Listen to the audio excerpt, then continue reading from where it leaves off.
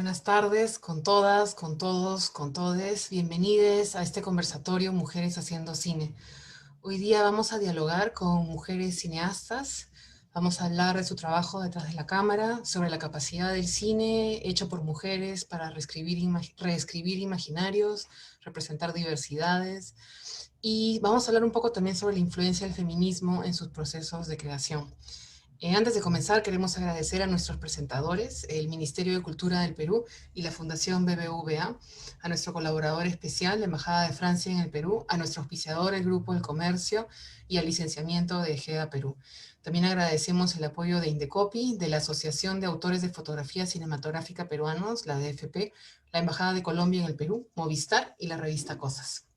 Hace mucho tiempo que el Festival de Cine, desde hace mucho tiempo el Festival de Cine de Lima alberga conversatorios con los creadores de las películas en competencia, pero en esta edición hemos buscado reunirlos a absolutamente todos.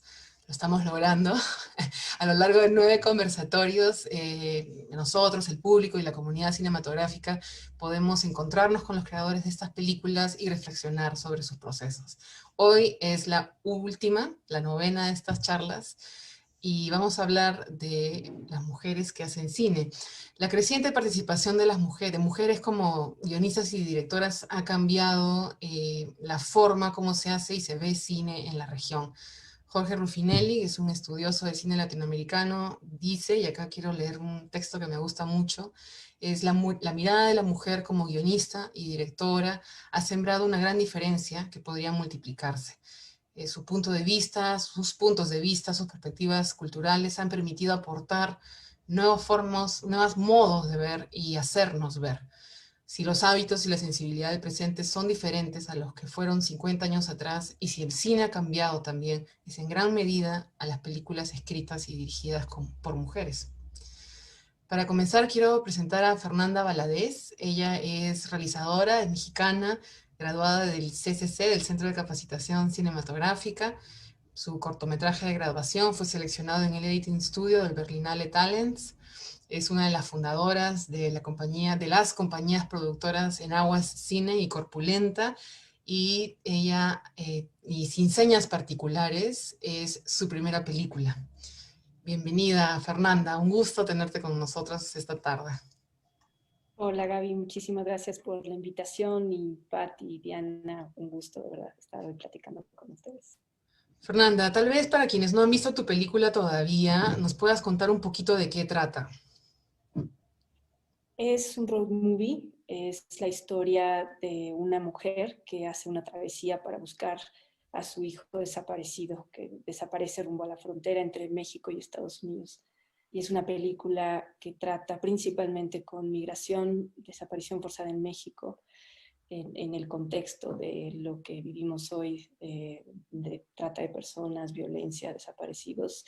Y lo que traté de hacer es verlo desde la perspectiva de una madre, más que desde el punto de vista estrictamente político. Y quiero presentar ahora a Patti Vice. Ella es cineasta, es comunicadora social, tiene 30 años de experiencia trabajando en ONGs, en proyectos de desarrollo, ha hecho 200 reportajes de video sobre temas sociales, de derechos humanos, cultura.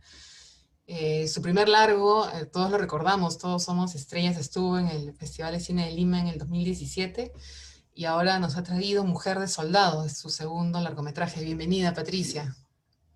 Hola, ¿qué tal? Un saludo a todas mis compañeras y a toda la gente que nos está escuchando. Pati, ¿nos cuentas un poquito sobre tu película para quienes todavía no la han visto? Sí, yo lo que he hecho es redescubrir un pasado que estaba oculto, ¿no? Es la llegada de Magda, una mujer que cuando era adolescente fue violada, al igual que muchas pobladoras de este pueblito de Huancavelica, y en realidad es regresar al pasado y reencontrarse con sus amigas que han vivido lo mismo. Y es una conversación entre amigas. Esa era mi idea, ¿no? Yo también hubiera podido hacerlo desde el punto de vista del proceso judicial, que es un importantísimo proceso de derechos humanos, pero lo quise hacer más bien desde el lado del daño y de lo que han sentido estas mujeres, ¿no? Más que de la cosa así más grandilocuente. Gracias, Patti. Bueno, hoy día no nos pueden acompañar Heidi Hassan y Patti Pérez, pero nos acompaña Diana Toucedo. Ella es cineasta, montajista, reside en Barcelona. Ha trabajado en casi 20 largos, cortos, piezas audiovisuales. Sus trabajos han recibido numerosos premios alrededor del mundo. Ella es también docente y jefa del Departamento de Documental No Ficción de la Escuela Superior de Cine y Audiovisual de Cataluña. Bienvenida, Diana. Qué gusto tenerte con nosotros esta tarde, tu noche. Sí, muchas gracias por la invitación y bueno, quería como un poco en nombre de Patricia y de Heidi pedir disculpas por no poder estar esta noche o día aquí con todas nosotras, porque justamente están recibiendo un premio en el Festival de Málaga por la película también, así que bueno, es un momento muy, muy bonito de celebración y me he sumado yo acá con vosotras. Y todo un gusto, la verdad, porque bueno, no he estado nunca en el Festival de Lima, pero espero poder y ya solo esta presencia así virtual ya me acerca un poquito más. Cuéntanos un poquito de la película, Diana, para quienes todavía no la han visto, tal vez un poco de qué trata, ¿no? Sí, es una película que es de hecho una correspondencia filmada entre Patricia y Heidi, las dos directoras, que bueno, intenta condensar casi como 15 años de vida entre ellas dos, ¿no? Después de que, sobre todo, bueno, una de ellas, Patricia, saliese de Cuba, del país, y Heidi se quedase allá por muchos años con un corte en la comunicación muy fuerte.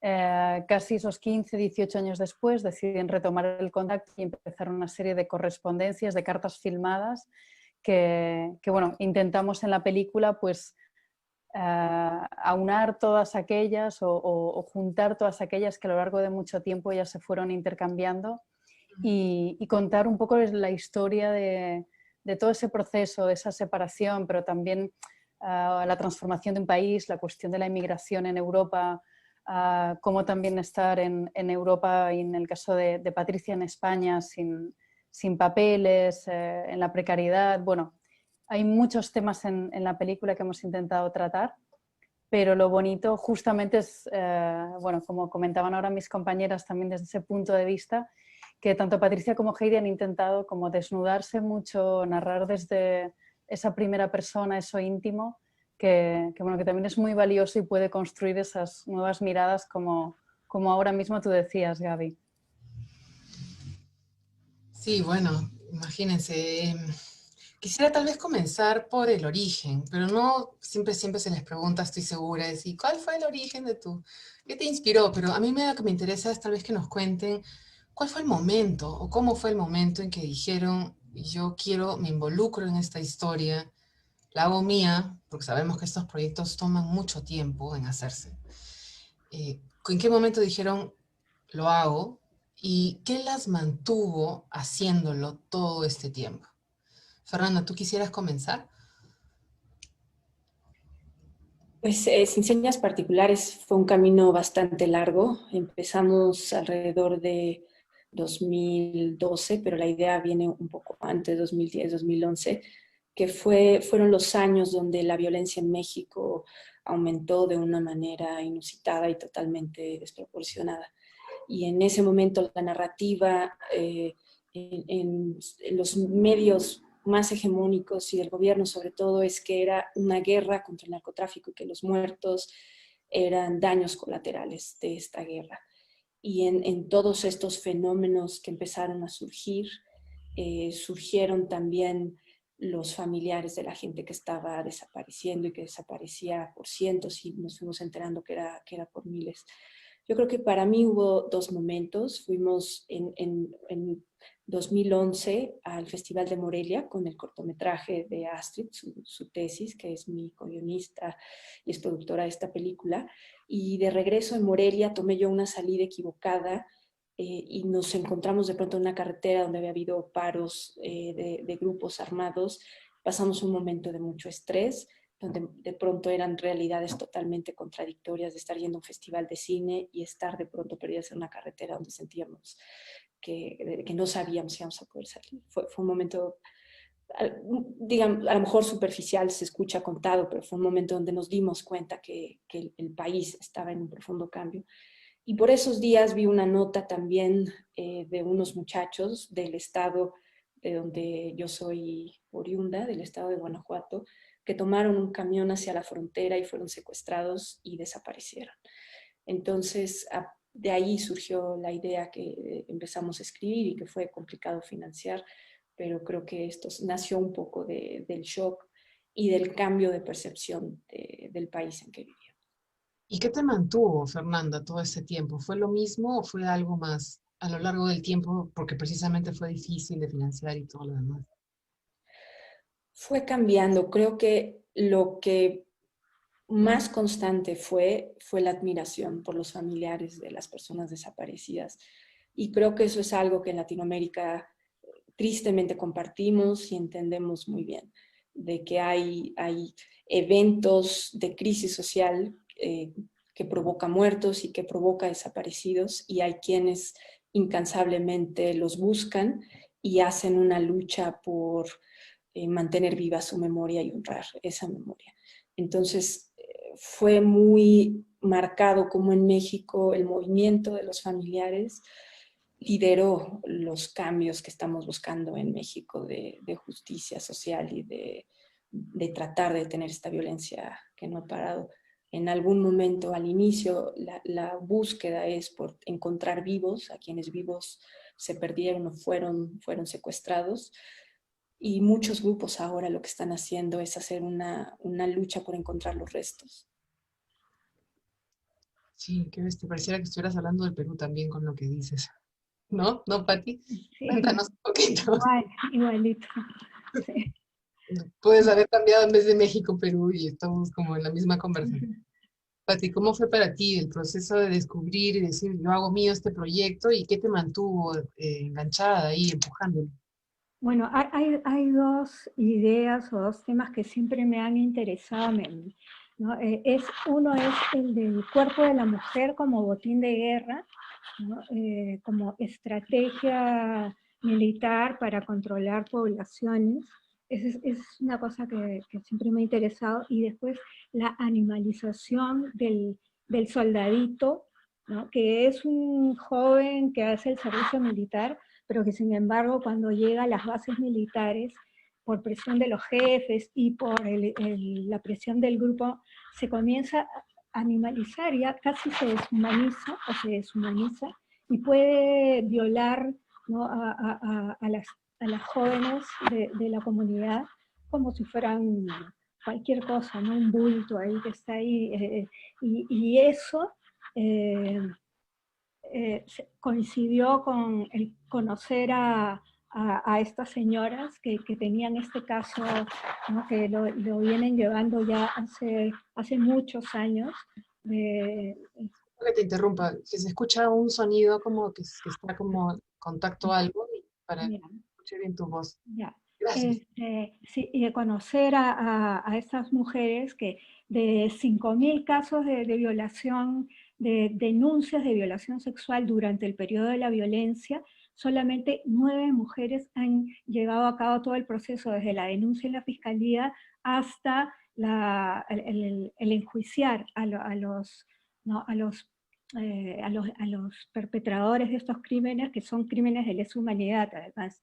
Entonces, ¿cómo ellas han llegado hasta ese momento? Que es muy difícil porque ellas, para denunciar, primero que tienes que, todo el mundo en tu pueblo y en tu familia tiene que saber lo que te ha pasado, ¿no? Y ya eso ya es un estigma, porque te comienzan a poner nombres, el pueblo se pone en tu contra, tu propia familia te dice que has sido con tu consentimiento y que tú has sido la enamorada del militar.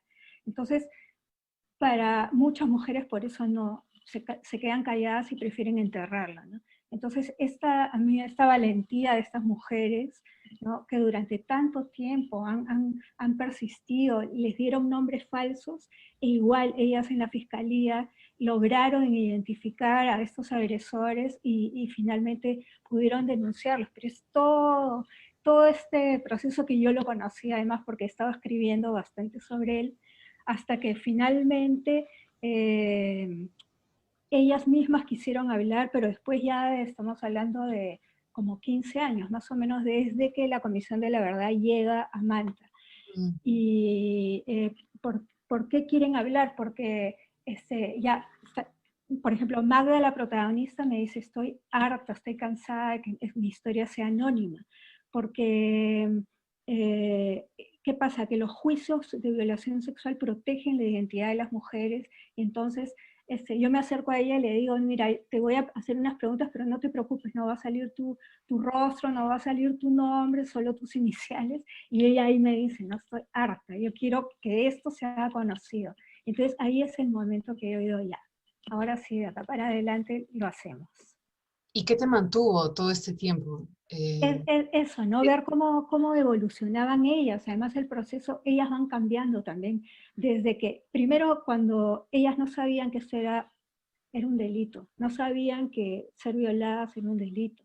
Entonces, imagínate la evolución desde eso hasta que ellas hablan y hablan con esa libertad, y eso se plasma en el documental. Ha habido toda una evolución personal. Entonces tú las ves evolucionar, las ves crecer, ves que cada día se fortalecen más y que reflexionan. Eso también era otra cosa que me interesaba mucho, su reflexión. Y tú ves ahí a una Magda, que es la protagonista, reflexionando todo el rato, ¿no? Y haciendo que sus amigas también reflexionen sobre qué les había pasado, por qué, bueno, qué fue lo que más las ha herido, ¿no? Toda la cosa íntima, y todo eso finalmente se pudo hacer porque esta señora, ¿no?, fue la que en realidad está un paso más adelante, yo creo que de todo el resto de estas mujeres, y puede frente a una cámara, ¿no?, sin vergüenza, contar todo lo que le había pasado. Diana, ¿cómo fue para ti? ¿Cuál fue el momento en que dijiste, me banco el montaje de este proyecto epistolar? ¿Y qué te mantuvo todo el tiempo enganchada? Bueno, yo tengo que decir que yo entré bastante al final del proceso, porque justamente, como decías un poco al inicio, a veces este tipo de proyectos como tan personales, ¿no?, que involucran, bueno, muchos años de tu vida, justamente son esos años de proceso y de creación bastante extensos normalmente, y luego ya cuando consigues entrar en un proceso de producción, porque bueno, tanto a Heidi como a Patri pues les costó bastante, no porque el proyecto no fuese potente, sino porque bueno, también era difícil, ¿no? A veces es difícil que ciertas productoras o productores crean en este tipo de proyectos como más íntimos o personales, pero bueno, eso sucedió, y desde que empezaron un poco ya a gestar el proyecto con medios, pues me contactaron. Y bueno, empezamos una relación en un primer momento más de diálogo, hasta que ellas tuvieron más o menos cierto volumen de material organizado donde yo podía casi entrar ya a empezar a esculpir un poco la película que hoy tenemos, ¿no? Pero bueno, fueron 1 año y medio antes casi de ese momento como de montaje final. Y bueno, el proceso fue muy bonito porque justamente, al menos para mí en este tipo de proyectos, no solo conozco la historia, sino que al final pues conoces a 2 personas con todo también un background como muy fuerte, y donde pues eso, vida, profesión, amistad, todo se junta. Luego para mí también era un reto muy grande como montajista pensar en generar una película que durase más de 1 hora, donde la estructura era como muy férrea, en el sentido de que tienes una carta de una, la respuesta de otra, la respuesta de la siguiente, y esta estructura como casi, bueno, capitular, muchas veces en cine es difícil sostenerla, ¿no? Por intensidad, por ritmo, porque no resulte como monótono o repetitivo, ¿no?, esa especie de fórmula o estructura. Y sin embargo, para mí eso era como un reto muy interesante a la hora de abordarlo, y que pudiera como funcionar y que todo el tiempo estuvieras enganchada y casi como deseando que la respuesta de la otra llegue, ¿no?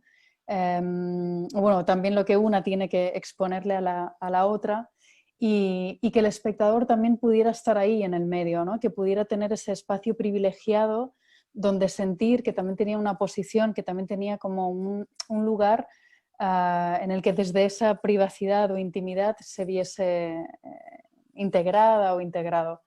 Y bueno, y luego una de las cosas para mí también como muy bonitas es que tanto Patrick como Heidi son como muy abiertas al proceso creativo, es decir, que en ningún momento, aunque ellas tuvieran pues muchas de estas cartas creadas y hechas, pude intervenir mucho, aporté también muchas ideas y muchas cosas, y también es desde donde a mí más me gusta trabajar, ¿no? Con esa idea del montaje como una tercera parte casi de escritura cinematográfica donde hay mucho que hacer, ¿no? Hay mucho que explorar. Y bueno, y también fue muy bonito pues sostenerlo en el tiempo cuando yo podía tener también ese espacio ahí para generar, aportar y sumar ideas. A mí me llama mucho la atención algo que encontré mientras miraba las tres películas, como algo en común, y sentía que eran los cuerpos de sus protagonistas, que no son cualquier cuerpo y en un espacio particular, que no es cualquier espacio. Y eso me parecía importante como conversarlo, porque los espacios que ustedes, digamos, representan o muestran en sus películas son espacios muy violentos, ¿no? Y la violencia de la migración, el narcotráfico en México, lo que ha pasado en la guerra interna en Perú, el exilio, la inmigración, ¿no? El desarraigo de estas dos cineastas cubanas que se van lejos y pierden el hogar y tienen que reconfigurarlo todo. O sea, son espacios muy violentos, pero la violencia no está. Está el antes, está el después. Pero la violencia no está. Eso me parecía muy interesante. Y que además los personajes principales fueran mujeres, pero no cualquier mujer. Eran mujeres muy alejadas del paradigma hegemónico. Eran mujeres, en el caso de Patricia y Fernanda, mujeres mayores, muy mayores. En el caso de Fernanda, no sé cuál es la edad exactamente de la protagonista, pero 60 podría ser. No, tampoco estoy segura de la edad de Magda y sus compañeras, pero 50, 60 tal vez. Por ahí, sí, entre 60 y 50 y tantos. Sí. Y en el caso de Diana, yo recuerdo mucho las imágenes de las dos directoras y sus cuerpos en escena, en la playa, y vemos una fragilidad en entornos muy, muy violentos, en el antes y en el después. Entonces yo quería tal vez conversar sobre cómo fueron construyendo o cómo fueron construyendo las condiciones para que estas mujeres habiten estos espacios, ¿no? Cómo fueron creándose esos vínculos para que habiten con comodidad estos espacios tan cargados de significantes de poder. Fernanda, no sé si quisieras comentarnos un poquito. Pues en el caso de el personaje que se llama Magdalena, estuve siempre convencida que tenía que ser una mujer de mediana edad. En el guión puse que tenía 45 años y lo que trabajé con Mercedes Hernández, fue, ella tiene alrededor de esa edad, que se dejara las canas, que siempre da una lectura de edad mayor y bueno, hizo ella un trabajo muy, muy fuerte de eh, mantener un peso que marcara un poco los rasgos. Ella tiene una cara muy suave, pero que afilara un poco su cara para mostrar esta cosa de la dureza de la pérdida de un hijo y de enfrentar la adversidad. Yo creo que no me planteé necesariamente decir voy a hacer una película de una mujer de mediana edad. Creo que esas cosas vienen de una forma natural al ser mujeres y no sentir esta presión de tenemos que utilizar mujeres de 20, 25 años como protagonistas, que sean además mujeres prototípicas de lo que es una mujer sexualmente cargada. Y yo creo que eso nos da una libertad muy grande porque contamos historias de lo que somos, de cómo nos vemos, de lo que sentimos, de lo que nos preocupa. Y yo creo que eso un poco caracteriza al cine, o no sé si caracteriza, pero que son vasos comunicantes entre las cineastas, entre las personas, las mujeres que contamos historias. Y eso tal vez empiece a desaparecer conforme también las brechas de género desaparezcan, pero creo que por lo pronto es así. Nos interesan historias de mujeres porque son historias subrepresentadas, porque no encontramos necesariamente un reflejo entre lo que nos interesa y lo que queremos decir, y muchas películas contadas por colegas hombres. No, eso no significa que no haya grandes películas con personajes femeninos, las hay, pero creo que esa es una de las cosas que hemos visto explotar en el cine contemporáneo y en el cine contado por mujeres. A mí me ha sorprendido a veces cuando veo una película y no sé el género del autor. A veces, naturalmente, las que están contadas por mujeres me son muy cercanas, aunque los personajes sean masculinos, por la manera en que están abordadas. Y yo creo que eso es algo muy interesante de platicar. Fernanda, ¿y cómo fue tu trabajo con tu actriz? Porque es bien particular, es una performance extraordinaria, y son espacios reales, una cosa muy documental también. ¿Cómo habitó ella? ¿Cómo lograron que ella habite estos espacios, estas secuencias? Pues tuve la fortuna de haber hecho primero un cortometraje en 2014 que es básicamente la misma historia condensada, y ya desde ahí trabajé con Meche. Entonces creo que el trabajo que hicimos en ese corto nos ayudó después en todos los años de desarrollo y de reescritura del guión. Y lo que sucedió en la película, decidí yo trabajar dos actores profesionales, que es ella y David Illescas, que es el coprotagonista, pero el resto del reparto son actores no profesionales, casi todos de Guanajuato. Y la manera en cómo me aproximé a trabajar con los actores, porque Meche tiene una gran capacidad de improvisar y de hacer que un actor no profesional dé lo mejor de sí, pues fue plantear situaciones dejando claro el objetivo sin que los diálogos estuvieran tan amarrados. Entonces en eso Meche fue muy generosa, aunque también fue difícil porque al tener un elenco de actores no profesionales, con ella tenía que dirigirme también de manera distinta. Pero bueno, ella fue muy entregada, y eso de los actores es maravilloso, que se ponen en las manos de una de manera casi ciega, pues. Sí, claro. ¿Cómo fue para ti, Patti?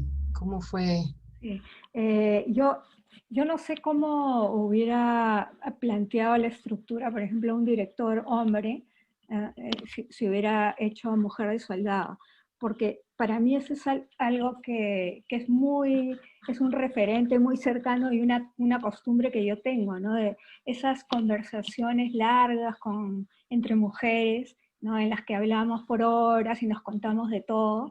Y eso es lo que está en mi cabeza. Entonces yo no sé si un director hombre hubiera hecho lo mismo. Y entonces, por ejemplo, generalmente las conversaciones se dan dentro de la casa de Magda, y ahí tú las ves muy cómodas, ¿no? Es el espacio donde ellas se sienten más libres, donde se dan las conversaciones más íntimas, y se sienten protegidas, ¿no? Pero cuando, al principio, cuando Magda sale al pueblo, ¿no? Está incómoda, y eso se nota en la forma como camina, como va de un lado a otro, como va a la base militar medio escondida a mirarla, porque es cierto, ¿no?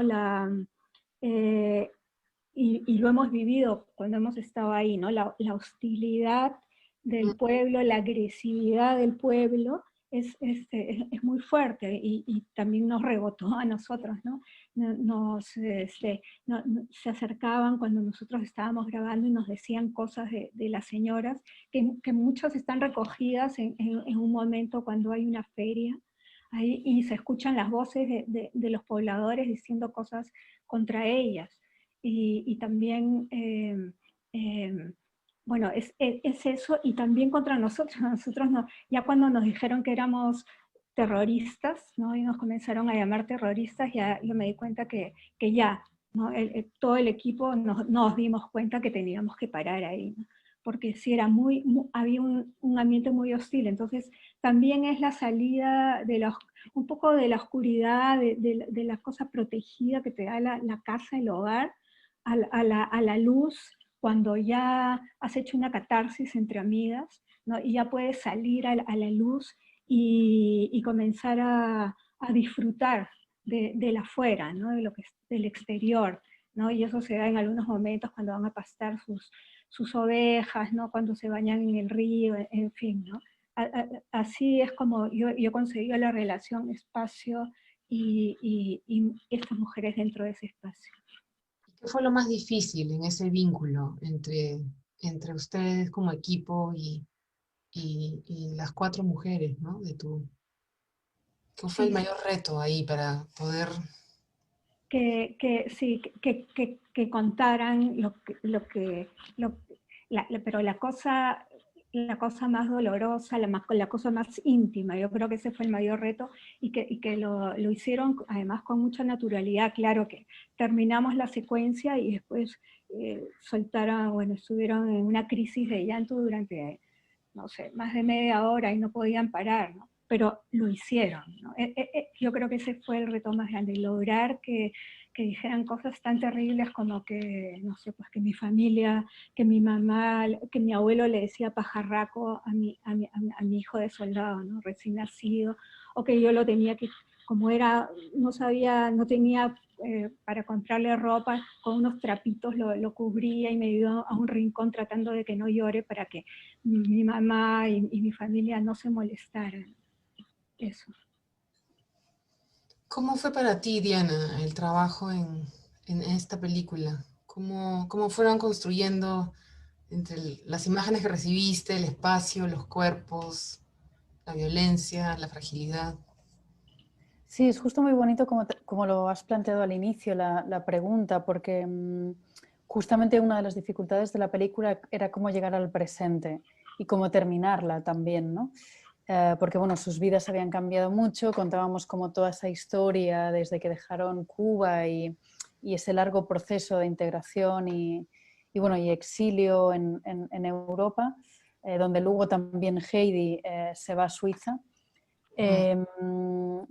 Pero un poco todo eso, justamente como lo has dicho, que en el caso diferencial de las dos películas de Patty y de Fernanda, pues no tenemos una guerra real detrás, ¿no? Pero justamente la construcción de todo lo que eso queda, de todo ese dolor, de todo ese sufrimiento, de ese largo viaje, ¿dónde queda? Y justamente la cuestión del cuerpo era fundamental.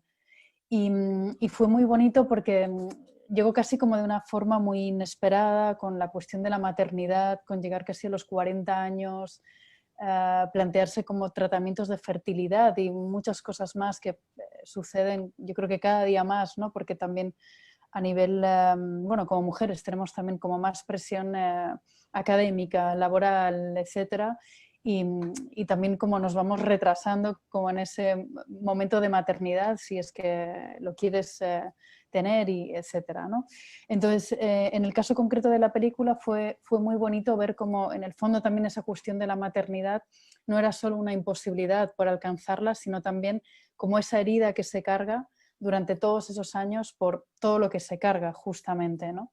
Y creo bueno, que es algo que apostábamos mucho porque se pueda sentir sin decirlo abiertamente, ¿no? Sino que también una espectadora, un espectador lo pudiera como captar en el sentido de que en los cuerpos albergamos como todas estas heridas y bueno, que lo hayas dicho a mí me ha hecho mucha ilusión porque es de esas cositas que planteas a veces ahí en el montaje, ¿no? Como algo sutil o como algo que te hila la narración, pero que no es tan evidente. Y bueno, es en el fondo también donde quisimos terminar, tampoco para hacer un final muy cerrado, sino que la casi pregunta que abre un poco el final de la película es al final cómo manejar esa herida en los cuerpos, ¿no? Bueno, parte de la mirada feminista o del enfoque de género es reconocer que el cuerpo de la mujer es es el gran campo de, no De sé, batalla. batalla, pero también de discusión, de poder, de encuentro y desencuentro de la sociedad en su conjunto, ¿no? De nuestra sociedad contemporánea. Entonces, sí me parecía bien interesante, y no solamente en sus películas, hay otras películas dirigidas por mujeres en el festival, en general en el cine latinoamericano, que sentimos como simplemente es la mirada de una mujer hacia como el cuerpo de la otra mujer, cuenta mucho más cosas de la sociedad que, a veces, que otras miradas, ¿no? Cuentas mucho solo con eso. Y me parecía interesante. Si hay un hilo también que las une, es eso, desde la fragilidad de Magdalena y Magda, ¿no? Patricia, Magda, Magdalena y Magda, y bueno, y Heidi y Patty. Y lo que también me pareció interesante era la posibilidad o la dificultad que era de tratar temas sociales muy complicados, muy complejos, sin victimizar a nadie, ni demonizar a nadie, ni que tampoco se volviera un ejercicio narcisista, en el caso de Heidi y Patty, ¿no? Que se volviera un espejo narcisista, mira yo. No, no, acá había otra mirada mucho más honesta. Y yo quería preguntarle a las tres, nada, ¿cómo lograron encontrar el tono para ni victimizar, ni demonizar, ni entrar en una trampa del narciso, ¿no? Que también puede ser tentador y pasa a veces. No sé, Fernanda, o no sé, ¿quién quisieras contarnos? Creo que justo una de las principales preguntas que detonó esta historia es cómo una persona joven puede cometer actos de violencia extrema. Y esa pregunta parte de una intuición, una sensación de que no es que en México de pronto nos hayamos despertado un día y nos hayamos convertido en asesinos en masa, sino que hay procesos internos y procesos sociales que llevaron a una generación a ser captada por una vorágine de violencia. Entonces creo que la película lo que busca es a través de los ojos de una madre poder entender que un hijo amado puede también ser un perpetrador de la violencia y eso no, aunque parezca contradictorio, es parte de una sola persona y entender, creo, ese proceso sí, fue lo que nos motivó a Astrid y a mí a escribir el guión y a mí como directora a terminar esta película. Y creo que como sociedad tendemos a entender la realidad de manera binaria y dicotómica. Los buenos y los malos, los perpetradores de la violencia y las víctimas, también como si fuéramos hombres y mujeres, realidades separadas y opuestas. Y creo que lo que hace el arte es cuestionar las categorías y ayudarnos a hacer preguntas que nos den un entendimiento más profundo y más complejo. No es que las películas den las respuestas, sino que abren, creo que, los cuestionamientos. Abren preguntas, plantean preguntas, ¿no? Muy difíciles de contestar. Sí, ya que cada quien irá encontrando respuestas a lo largo de la vida. Totalmente.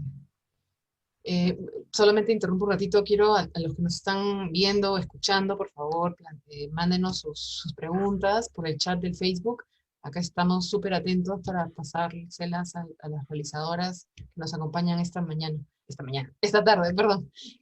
Patti, ¿cómo fue para ti ese proceso? Bueno, ellas son mujeres muy fuertes, ¿no? Ellas, pero a veces no se dan cuenta de que lo son, ¿no? Y porque también muchas veces las han sobreprotegido, ¿no? Entonces, porque piensan que se pueden quebrar, ¿no? Y porque psicológicamente, claro, hay daño, pero según mi evaluación, yo creo que hay más entendimiento y más asumir qué fue lo que pasó que el daño en sí, ¿no? que las secuelas. Yo creo que ellas se han fortalecido a lo largo de todos estos años y eso es lo que yo quería que se viera, ¿no? Que no soy una víctima, no me estoy victimizando, sino que estoy reflexionando. Estoy poniendo puntos de vista, estoy incluso reflexionando sobre por qué, ¿no? Esto que dije al principio, ¿no? ¿Por qué estos soldados me hicieron esto, ¿no? ¿Por qué? Porque sus jefes los presionaron, porque, no sé, porque en el grupo querían ser como los bacanes del grupo, o porque la guerra misma te lleva hacia eso. Entonces, yo creo que plantear el tono de reflexión te aleja de la victimización, ¿no? Entonces, eso es lo que traté de hacer en todo momento. Y Diana, ¿cómo fue para ti, como en la mesa de montaje? No debe haber sido fácil con el material, no sé. Sí, no, había muchísimas dificultades, pero justamente casi al contrario de lo que decía ahora mismo Patricia, que creo que es como muy pertinente y me hila muy bien, que justamente en nuestro caso ese hilo de reflexión o ese espacio de reflexión no, en nuestra película no fuera en exceso para que justamente no hubiera ese narcisismo, ese espacio de yo, mi historia, mi vivencia, sino que en el fondo esa historia, y bueno, y Patricia y Heidi lo sabían perfectamente y siempre creo que fue como el mejor espejo en el que verse, que su historia, la de cada una de ellas, era la historia de miles de cubanos, ¿no? Y si lo extendemos, podían ser la historia de millones de migrantes que se encuentran ante situaciones muy injustas, ante situaciones muy, muy difíciles. Y desde ahí siempre tuvimos un poco como ese espejo en el que vernos para conseguir ese tono en el que los personajes que en el fondo estábamos construyendo dentro de la película, como Patricia y Heidi, bebiesen de sus vidas y sus vivencias, pero encontrar ese frágil equilibrio para que cualquier persona pudiera empatizar con ellas, pudiera como unirse a la experiencia de vida que tuvieron y también como a un montón de soluciones que más o menos ellas fueron encontrando para capear, para lograr vivir, ¿no? Y que justamente esos espacios de reflexión fuesen los justos y necesarios para que tampoco cayésemos en ningún dogma, ni tampoco ser pedagógicas, ni didácticas o sobredidácticas a explicar esto es lo que yo he hecho y así está bien, ¿no? Entonces, bueno, también un poco como decía Fernanda, fuera de esas etiquetas, ellas intentaban no catalogarse y tampoco, yo desde el montaje era uno de los retos, de que unas historias tan particulares y personales pudieran ser al mismo tiempo tan universales. Ahora es interesante porque ahora que recuerdo de Sin Señas Particulares, también recuerdo mucho a Magdalena reflexionando sobre lo que pasa. O sea, no lo dice, pero a veces siento que no solo lo está viviendo, sino también nos estuviera como evaluando, pensando, no sé. Y eso le da, a pesar de que está sufriendo profundamente, este distanciamiento bien brechtiano, ¿no? De estoy, pero estoy acá también. No sé, me hizo recordar un poco eso también, Fernanda.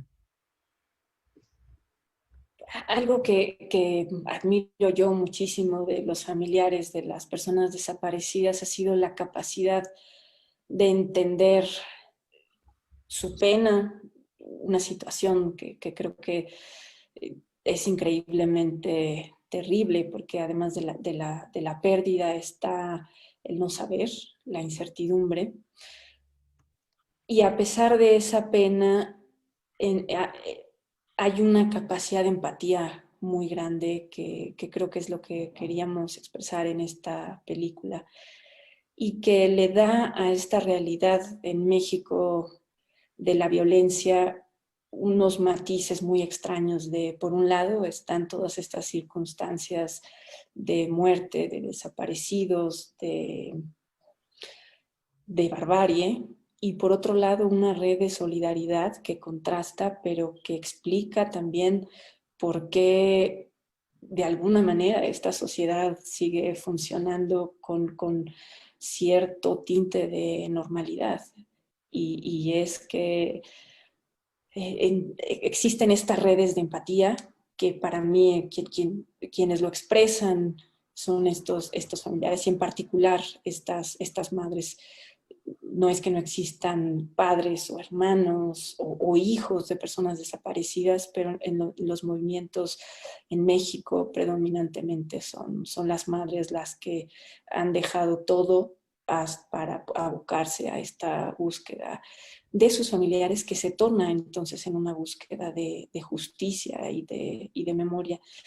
Y lo que quería con Magdalena, no quería un personaje que conceptualizara, que hablara, que verbalizara además, pero es un personaje que va entendiendo y que al final de la película logra ser no una conciliación, no sé si sea una conciliación, pero entender que este hijo que tiene es su hijo a pesar de todas las aparentes contradicciones.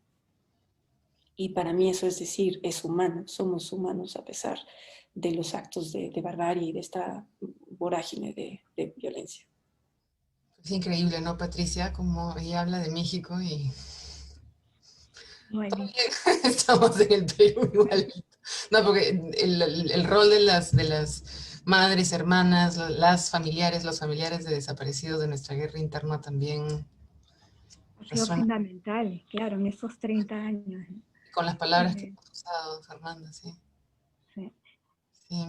En el caso, lo que a mí me da mucha pena en el caso de estas mujeres violadas durante la época de violencia es eso que ya mencioné antes, ¿no? Como sus propios, en vez de que funcione como en el caso de los desaparecidos, ¿no? Que son las asociaciones de familiares los que llevan adelante hasta el final, hasta que encuentran en los cuerpos, ¿no? Las exhumaciones y ya pueden de alguna manera lograr una paz. En el caso de ellas no, porque las familias hasta el día de hoy, ¿no? Todavía el estigma contra ellas persiste de sus propios familiares. Eso es lo más terrible. Ellas han tenido que salir de Manta, viven en Huancayo, porque todavía los familiares, incluso en el juicio que se está llevando a cabo, hay algunos familiares que han testificado en contra de ellas, ¿no? Diciendo que sí eran, fue con su consentimiento y que eran las enamoradas de los militares. Y eso es, para ellas eso es terrible, ¿no? Y para, bueno, en general, viéndolo de afuera también, ¿no? Es, es de nunca acabar, porque no logras reconciliarte con lo más cercano, ¿no? Que es la familia. Me imagino, Diana, que en España también hay su cuota, o sea, yo lo menciono por lo reciente que ha sido para nosotros, pero España también tiene su cuota ahí de pasado y de silencio, ¿no? Y de estigma. Completamente, y más de lo que parece, porque creo que el silencio en nuestro caso pesa demasiados años y hay demasiado bloqueo, bueno, desde el gobierno todavía casi incluso presente, aunque ahora mismo estamos con un partido socialista y de izquierdas, todavía son muchas las cosas por hacer, ¿no? Así que comparto las palabras y entiendo al 100% toda esta situación también. Para los que nos están siguiendo, acaban de entrar, les invitamos a hacer preguntas a las realizadoras, estamos atentos al chat del Facebook. Yo aprovecho y agarro la idea de silencio porque mi gran pregunta para las tres es el sonido. Si algo también tienen en común sus películas es que sus protagonistas están encontrando una voz, están sacando cosas ocultas, están revelando cartas, en el caso de Heidi y Patricia, están poniendo, están poniendo el cuerpo donde antes solo habían escritos. En el caso de Fernanda está ella, y están los susurros, ¿no? Cuando los personajes le dicen cosas, ¿no? En este viaje que Magdalena hace alrededor, buscando a su hijo, estos susurros, estas cosas que se dicen a medias. Y en el caso de Patricia, también los susurros, los chismes, pero también los documentos que empiezan a hablar. Esa secuencia, no quiero spoilear, pero hay una secuencia muy interesante con los documentos de los juicios donde las palabras se vuelven sonido. Entonces mi pregunta es, ¿cómo trabajaron el sonido de sus películas para poder lograr retratar esos silencios también? Fernanda, no sé si quisieras. Pues creo que en el guión lo que intentamos hacer es no tenerle miedo al diálogo. Creo que a veces como cineastas tenemos miedo de las secuencias dialogadas en la ficción, pero tampoco dejar que el diálogo fuera lo que llevara la batuta de la narración. Entonces hicimos, no sé qué tanto nos lo cuestionamos, fue algo que intentamos hacer de manera muy natural. Hay secuencias dialogadas muy largas, hay una que es como de 5 minutos, pero gran parte de la película pues es el viaje de los personajes. Tratamos de hacer que cuando ellos hablaran fuera por situaciones importantes, como bueno, en la vida hablamos mucho, y más creo que en los países latinos somos grandes conversadores, nos gusta mucho, mucho hablar. Pero las cosas importantes son las que no siempre las decimos. Entonces buscamos crear una relación entre los personajes donde se dijera poco y cuando se dijera porque es algo que ellos tienen necesidad de expresar. Entonces creo que ha habido proyecciones donde siento que la gente a veces se siente, es una película con muy poco diálogo, pero lo que intentamos hacer fue eso, que cuando el diálogo existiera fuera porque hay un encuentro entre personajes que no hablan mucho, porque las cosas que suceden alrededor son difíciles de verbalizar. Pero es el caso de una ficción. Creo que en los documentales es muy interesante y es muy lindo que cuando los personajes están dispuestos a hablar y rompe es un poco el prejuicio también de clase que luego sucede, la capacidad de expresar y de entender de los personajes es impresionante. Pero en tu película además el sonido incorpora unas atmósferas, bueno, son las licencias también de la ficción, pero son, yo no sé cómo llamarlas, brutales. Y hay una ominosidad, o sea, pareciera que la violencia del espacio entra por el sonido, no tanto por la imagen, sino por estas atmósferas sonoras que son fantásticas. ¿Cómo llegaste al trabajo también de esta musicalización, esta creación sonora? Creo que el sonido es una de las cosas que más me gustan del cine. Y bueno, no es que no me guste la imagen y trabajar con Claudia Becerril, que es la fotógrafa de esta película, fue una experiencia maravillosa. Pero ya que uno edita la película, es interesante pensar, o así lo creo, que el 80% de la imagen se hace en el set y el 20% en la postproducción, a menos que sea una película de muchos efectos, y el sonido es al revés. Creo que tiene que haber un muy buen sonidista, sobre todo para que el diálogo quede correctamente registrado, pero las atmósferas, el 80% de las atmósferas y de la construcción narrativa del sonido se hace después, se hace en la post. Y tuve la fortuna de trabajar, bueno, es que Astrid, siento que esta película es tanto mía como de ella, porque estuvo presente en el guión, en la edición, en todo el proceso. Cuando edité con ella, tratamos desde la edición de ir incorporando las atmósferas sonoras y tuve después la fortuna de trabajar con Omar Juárez, que es el diseñador, y él es una persona que completa la narración, más allá de crear algo, una capa solamente atmosférica. Hay una secuencia de una persecución de un grupo armado a los personajes y esa secuencia en particular tomó, creo que la fuerza que acabó teniendo gracias al diseño sonoro. Y bueno, también la fortuna que tuve de trabajar con Clarice Jensen, que es una compositora estadounidense. Ella tiene una perspectiva de hacer una música que es muy atmosférica y que no es protagónica y que trata de incorporarse a la narrativa sin estar en el primer plano, sino de completar, y de pronto toma acentos en primer plano. Tuve una gran fortuna de poder trabajar con ellos dos. ¿Cómo fue para ti, Pati, el trabajo sonoro? La banda fue muy importante y voy a decir algo gracioso porque me robé la música de Gaby.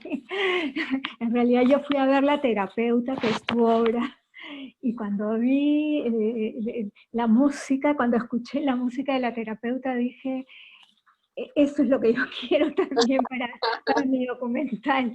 Y entonces llamamos a Daniel Wilkins. Claro.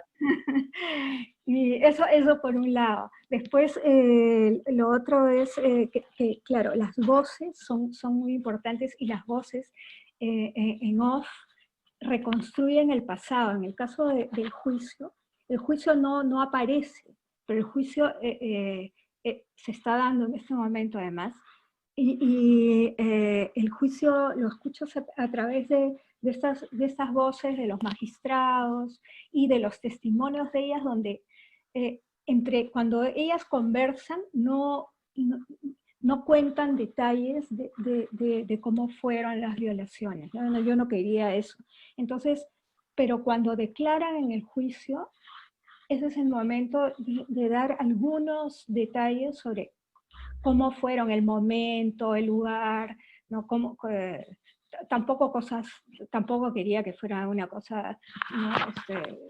Demasiado, no quería sordidez ni nada de eso, pero sí algunos detalles sobre la violación.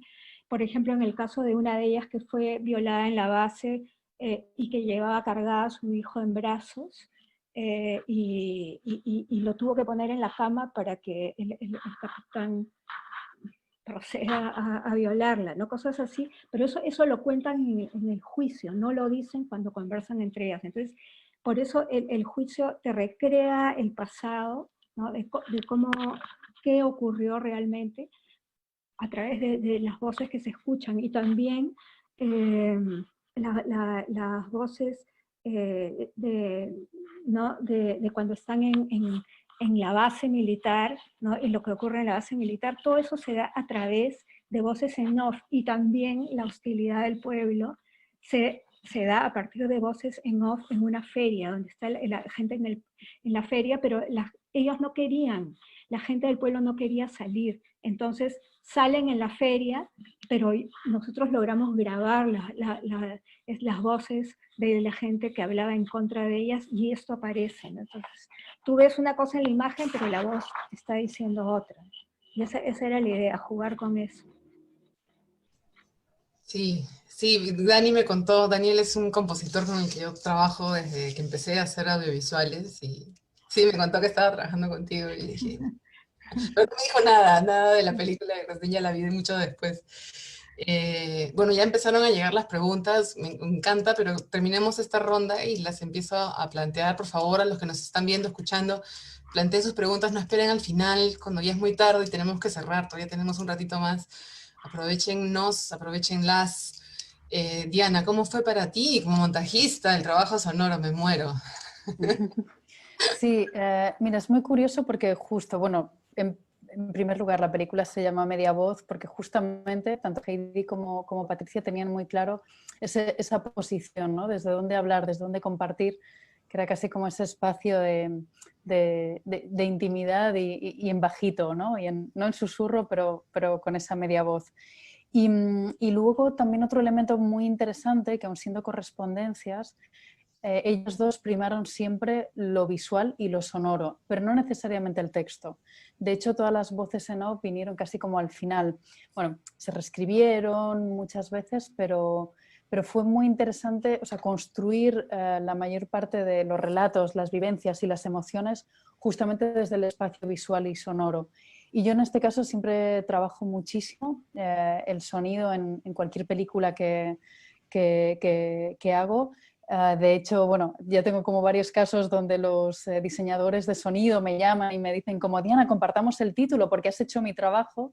Y bueno, otros se asustan porque de repente les paso como 80 pistas en el programa de edición y ya dicen, Dios, ya está hecho todo, ¿no?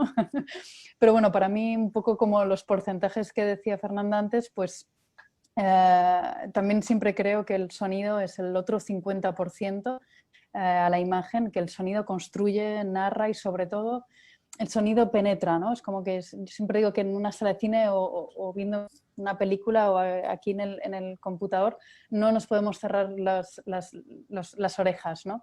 Estamos escuchando permanentemente y esa escucha nos hace sentir mucho.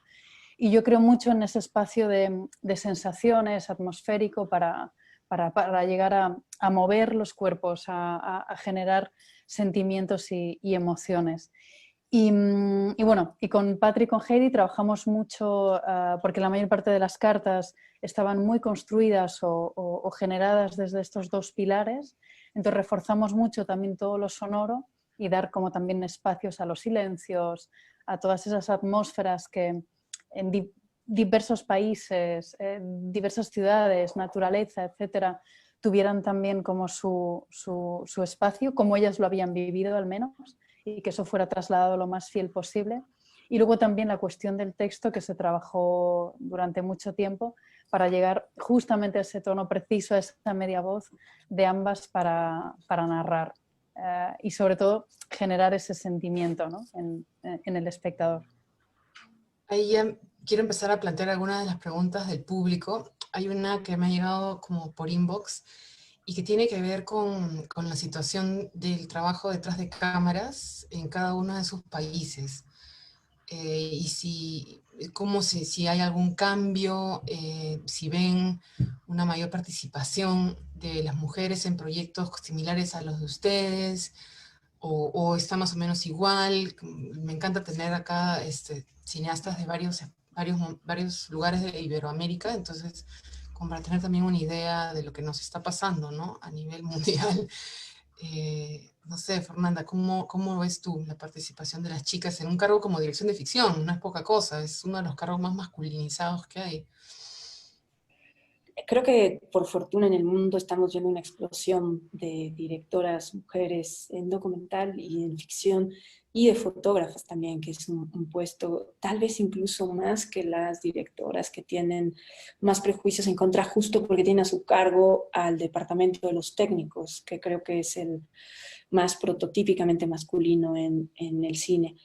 Lo que ha pasado en México es que ahorita estamos en una crisis de fondos públicos que esperemos, de la cual esperamos salir adelante, pero justo estos fondos públicos es lo que ha permitido una emergencia de las directoras, porque no es necesario que haya un productor que te llame, sino que nosotras mismas, si es mi caso, reclamamos los fondos. Entonces podemos contar las historias que queremos, con quienes las queremos contar como equipo. Y fue así que en el caso de Sin Señas Particulares, tuvimos durante el rodaje un solo hombre. No es que quisiera yo hacer así ahora el reino de las mujeres, pero fue una cuestión natural de voy a llamar a las personas con las que crecí, con las que me fui formando, con quienes creo que son las adecuadas, y coincidió que eran las personas que yo consideraba adecuadas eran mujeres por múltiples razones. Le mando un saludo a Misael Topillo, que fue, él decía, la cuota de género de este rodaje. Pero creo que es eso, conforme nosotras tengamos acceso al financiamiento y reclamemos ese financiamiento, es que se va a ir abriendo, y es una cuestión natural. No es que de pronto los productores varones digan ahora vamos a llamar mujeres. En el caso de la televisión y de la publicidad, el porcentaje es aún más dispar que en la ficción, creo, en México al menos, porque somos nosotras las que estamos accediendo a los fondos de producción. Patti, tú que has visto muchas generaciones, estábamos Sí. hace un rato, ¿cómo ha sido? Sí, quiero decir que yo he sido sorprendida, ¿no?, de la cantidad de mujeres directoras que hay en la región. En mi época, en mi generación, era algo excepcional. Solo había una mujer directora peruana, que es Nora Disque, que ahora debe tener casi 90 años, y después de ella nadie, hasta creo que mediados de los 90 que empiezan a salir, pero una, otra, pero contadas con los dedos, ¿no? Y por eso yo no dejo de sorprenderme. Yo recuerdo que cuando yo estudiaba en la universidad, nos ponían, hacíamos los grupos para hacer un corto o un video, y nosotras naturalmente nos poníamos como en el plano secundario, ¿no? Si había un hombre en el equipo, el hombre era el director, ¿no? Y nos parecía natural. Yo, por ejemplo, siempre me ponía como guionista, ¿no? Yo era guionista. pero no me planteaba ser directora. Disculpa que te interrumpa, que se escucha un poquito fuerte el esto, entonces si podías repetir lo último que se te escuchó un poco. Que cuando yo estaba en la universidad formábamos grupos para hacer cortos bueno, lo que fuera, ¿no? Una filmación de lo que fuera. Y había un hombre en el grupo, siempre el hombre nos parecía natural que fuera el director, ¿no? Y nosotros cogíamos otros roles. Por ejemplo, yo siempre me designaba como la guionista, ¿no? No se me ocurría poder ser directora, ¿no? Y eso también me sorprende mucho, la relación que ustedes, ¿no? Las más jóvenes establecen con la cámara, por ejemplo, ¿no? Para mí, a mí me da miedo tocar la cámara, no estaba dentro, y era rarísimo que hubiera una directora de fotografía, una camarógrafa que fuera mujer, ¿no? Y yo veo como todo esto, por ejemplo, en el documental, ¿no? de ustedes, Diana, como la cámara es como si fuera una extensión del brazo de ellas, ¿no? Y eso todavía a mí me sigue sorprendiendo muchísimo, ¿no? Y sí, el avance que ha habido, ¿no? Todavía falta mucho, en el caso del Perú muchísimo, pero sí yo reconozco un avance grande. Sí, mira, completamente suscribo también así lo que estáis diciendo. Creo que el cambio también ha sido importante en España, o sea, también sé de cineastas pues más mayores, de generaciones mayores a mí, que un poco comentan lo mismo que Patricia, pero afortunadamente pues los números están cambiando, como comenta también Fernanda, y bueno, la participación en las escuelas de cine, por ejemplo, ya es prácticamente igual, o incluso en muchas, yo estoy viendo como casi cada nueva generación hay más chicas que chicos en la escuela. Y esto es muy, bueno, muy bonito porque es que también todas esas posiciones de cargo están ocupadas por chicas, ¿no? Pero también hay una parte en la que, bueno, si vemos los números, por ejemplo, aquí en España, como CIMA, que es la asociación principal de mujeres cineastas de España, las cifras que suelen dar cada año todavía son muy desiguales, pero bueno, vamos avanzando. Hay mucho camino todavía que hacer y como comentaba igual Fernanda, es lo mismo en publicidad y televisión, ya los números se disparan mucho más, pero en el ámbito del cine y en el ámbito del documental creo que hemos ido subiendo mucho también por una cuestión que a veces, no sé, yo lo hemos compartido con otras compañeras, donde creemos que en estos últimos años, también con toda la crisis, sobre todo a partir del 2008-2010, la precarización, los presupuestos mucho más bajos, en el fondo nosotros no hemos tenido miedo a trabajar con esos números, ¿no? Con esos equipos reducidos, en otro tipo de circunstancias. También, bueno, en mi caso, por ejemplo, de montaje, yo ahora mismo con un portátil y un programa de edición puedo editar, cosa que a lo mejor años atrás era mucho más costoso o casi imposible porque no tenías un ordenador suficientemente potente, etc. Entonces, un poco creo que todas estas cosas nos están ayudando a que pues no tengamos miedo, nos enfrentemos a veces pues a presupuestos más ajustados, pero tengamos pues bueno la fortaleza o la sabiduría muchas veces también para hacer con poco mucho y sobre todo alcanzar ciertos logros, metas o reconocimiento que en el fondo es muy importante, o visibilización también, ¿no? Que es muy importante para que bueno pues confiemos como más en nosotras a la hora de producir y de alzar un poco esa voz y darnos cuenta de que podemos llegar, de que podemos hacer que nuestras obras sean pues, universales o que circulen mucho, ¿no?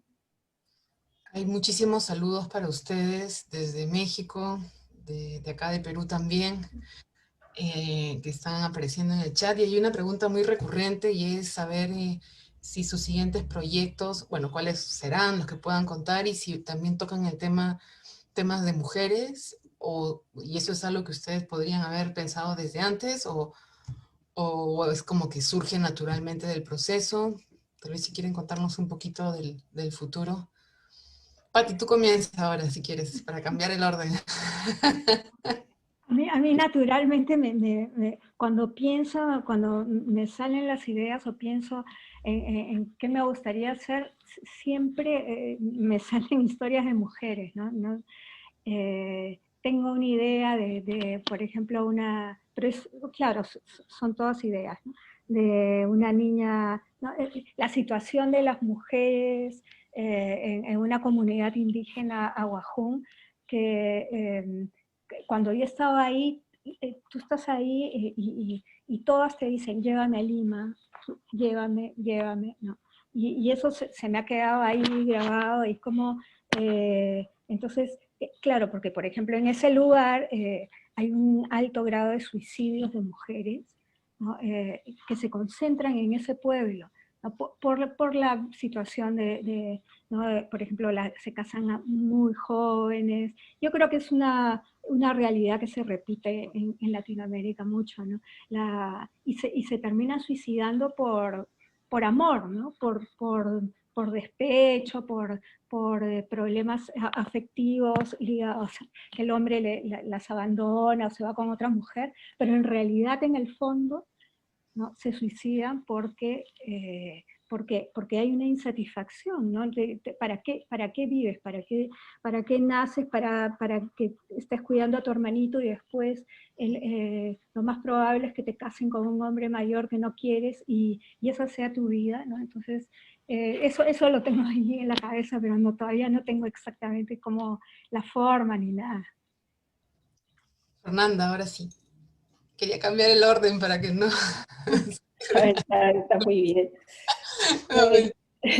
Lo que hemos hecho Astrid y yo, que son, y hablo mucho de Astrid porque un poco hemos accedido a ser directoras a partir de tomar el rol de productoras, entonces nosotras dos y creamos dos compañías, es que nos vamos turnando, hicimos su ópera prima como directora, luego la mía y ahora vamos a hacer su segunda película, entonces es mi proyecto más próximo y es un proyecto que coescribimos y que ella dirige y que viene, yo siento que es un proyecto que completa una preocupación y que creo que enriquece y es una película, siento más de madurez, y que está emparentada a Sin Señas Particulares. Si Sin Señas parte de la pregunta de cómo un joven cae en una vorágine de violencia, Sujo, que es la película que estamos preparando, es la pregunta hermana, cómo un joven puede escapar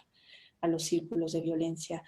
Entonces, platicando con Astrid, es muy curioso que dice que con esta película ya está rompiendo una promesa que se hizo cuando era niña y que decidió que quería ser directora, que siempre iba a contar historias de mujeres, y esta es su primera historia donde el protagonista va a ser un niño.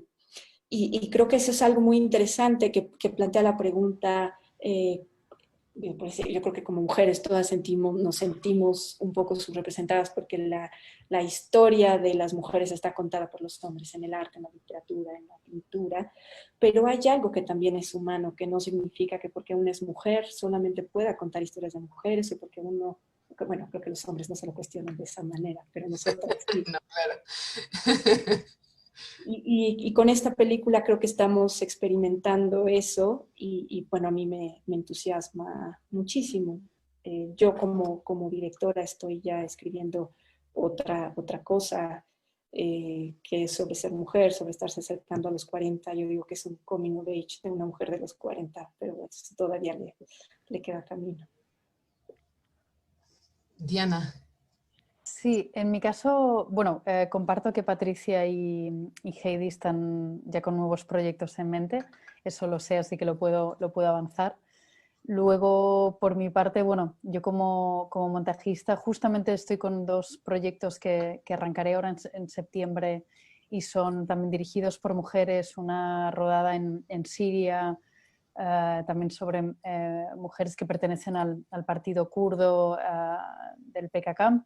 Y luego otro proyecto también de una mujer, en este caso, que está acercándose a los 60 y también como descubre Tinder y muchas otras cosas en su vida.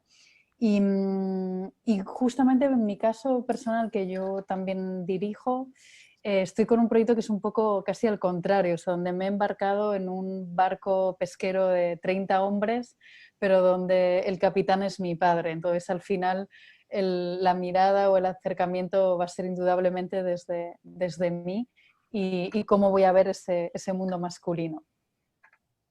Creo que tal vez una de las cosas más interesantes, y yo que estoy trabajando en el festival ya este año, el año pasado, tal vez un poco antes también, es que cuando la mujer pone el ojo detrás de la cámara y se compromete a contar una historia, sea o no de mujeres o de hombres, también plantea lo masculino y las diversas masculinidades y pone en cuestión los mandatos de la masculinidad que el feminismo también está cuestionando, evidentemente, y ponerlo también es interesante. Y ahora recuerdo, mientras tú contabas, Diana, y ustedes hablaban, yo pensaba en los personajes masculinos de sus películas y cómo los trabajan y cómo lo fueron afilando, porque son masculinidades muy particulares, ¿no? En el caso, bueno, Fernanda hay de todo, no voy a decir mucho, pero el coprotagonista es un chico muy particular, no son los protagónicos que nos ven de Hollywood, ¿no? Es otra masculinidad.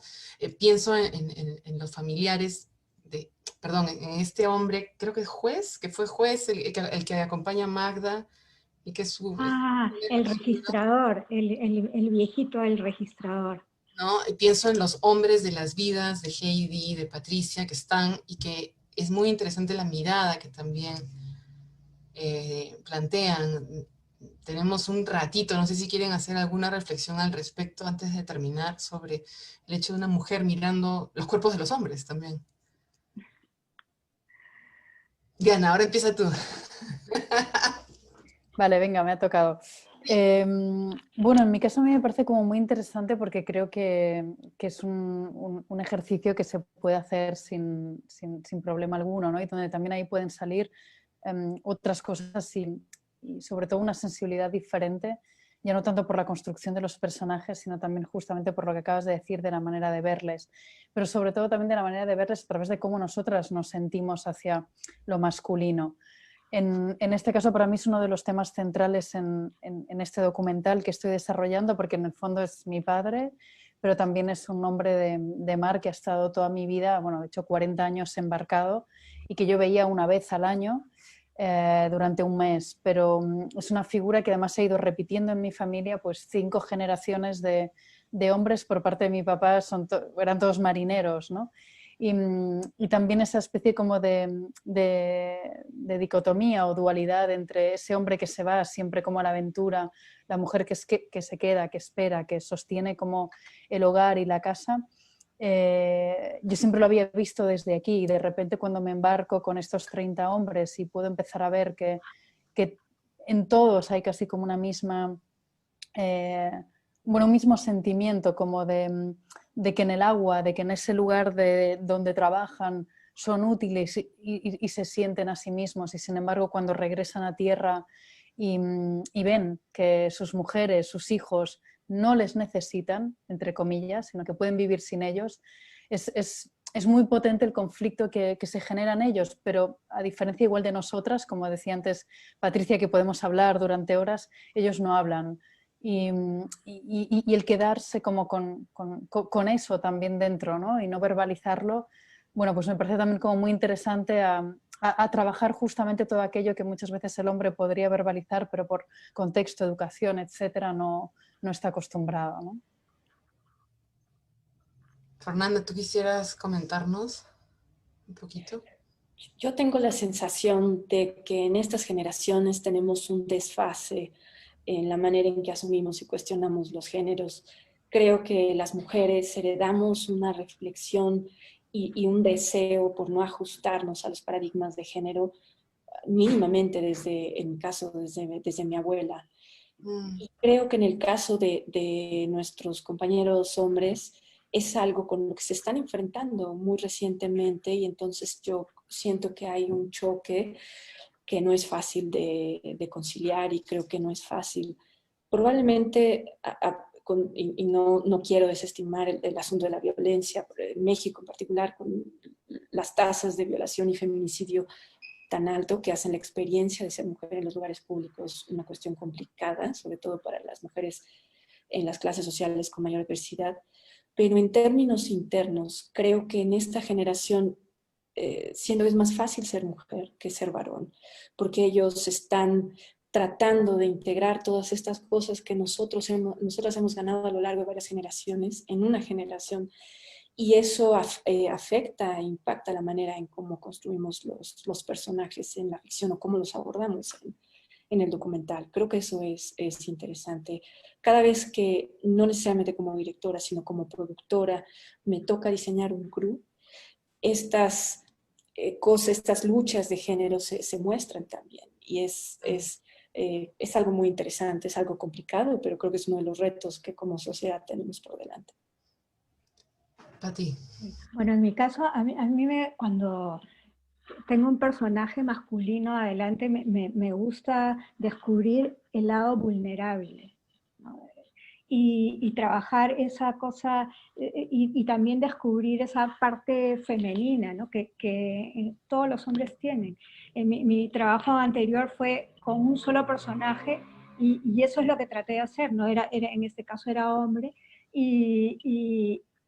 pero yo quería, y él me permitió también mostrar esa sensibilidad femenina que no es patrimonio solamente de las mujeres, ¿no? Es una forma de educarte en el mundo, de ver el detalle, el gesto, y tener esa empatía con el otro, ¿no? Y eso es lo que me interesa sacar de los hombres, ¿no? Que a veces se ponen esas corazas enormes, ¿no? Y no permiten, ¿no? Y lograr eso es todo un reto. Gracias, Pati. Bueno, el tiempo ya se nos acabó. Las invito a todas para que observen el chat, lean luego el chat del Facebook con los comentarios, los saludos, las felicitaciones a los trabajos de las tres. Hay una cita, un texto que quería leer antes de cerrar la charla, y viene de Marcos Pimentel. Él participó en uno de los conversatorios hace unos días acá en el festival. Él es director de un documental llamado Fe y Furia, y dijo una frase que se me quedó grabada y la quería compartir con ustedes también. Y es que si el mundo de hoy busca algunas respuestas para algunos problemas sin solución, yo no tengo ninguna duda que esa respuesta será periférica y vendrá de las mujeres. La fuerza de las mujeres está tumbando muros, paredes y todos los obstáculos posibles. Lo que nos queda como creadores es abrir espacios para que esa fuerza se potencie, las mujeres puedan volar y traernos las respuestas que necesitamos. Me encanta. Quiero agradecer. Muy bonito. Sí, es hermoso. Quiero agradecer profundamente a Patricia, a Fernanda, a Diana por compartir esta tarde bueno, noche, en el caso de Diana, con nosotras, con nosotros, con nosotros. Gracias, chicas, de verdad, de todo corazón que estén aquí. Muchísimas gracias. Gracias. Y gracias a ustedes. A los que nos escuchan, bueno, o nos escuchan, nos ven, con esta charla concluimos los encuentros del festival y también las 9 charlas dedicadas a todas las películas en competencia. Todas estas conversaciones, los 18 conversatorios, se quedan colgados en el Facebook del festival. Si les gusten, por favor, compártanlos, rótenlos. Es para ustedes, es para que quede, para su formación, la memoria, etc. Las entradas siguen a la venta en la web del Festival de Lima, festivaldelima.com, y en la plataforma ccpucencasa.com hasta las 11:59 de mañana en la noche, domingo. El precio de las entradas es 12 soles, entrada general, 10 soles el precio especial. Las películas solo pueden verse en territorio peruano y por 48 horas desde que ustedes les ponen el clic. Tienen todavía un poquito de tiempo para votar hasta las 6 de la tarde, hora limeña, hora de Lima. La votación para el premio del público también depende de ustedes. Pueden otorgar del 1 al 5 estrellitas, lo que ustedes consideran merece la película que han visto. Ustedes también son jurados. Los invitamos a la ceremonia de premiación. Será mañana domingo a las 5 de la tarde, también por el Facebook del festival, y podrán conocer a los ganadores de los premios, de los jurados y del público. A los premios de los jurados y del público. Quiero agradecer profundamente al equipo técnico del festival que ha hecho esta transmisión y todas las transmisiones posibles, a Juan, a Christopher, a Priscila, al equipo de comunicaciones, a Pamela, a Paulo, a Sol, a Peque, a Gaby, a todo su equipo, a Juan José y a Leslie por su apoyo en coordinar conmigo todo esto, a Marco y Josué por la confianza y bueno, a todo el equipo del Festival de Cine de Lima que está no detrás de cámaras, sino detrás de las computadoras. Nada, gracias totales, me despido y bueno, nos vemos en el cine.